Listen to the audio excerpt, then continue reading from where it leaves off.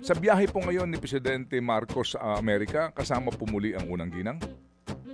Hindi po. Naloko na.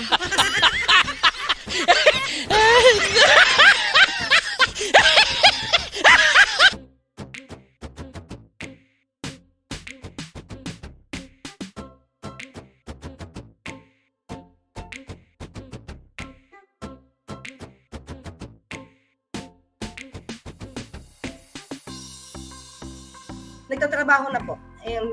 Bawal po sa amin ng bakasyon masyado. Hindi po allowed. Dapat trabaho. Bawal ang bakasyon-bakasyon. Okay, sige po. Sa biyahe po ngayon ni Presidente Marcos sa Amerika, kasama po muli ang unang ginang? Hindi po.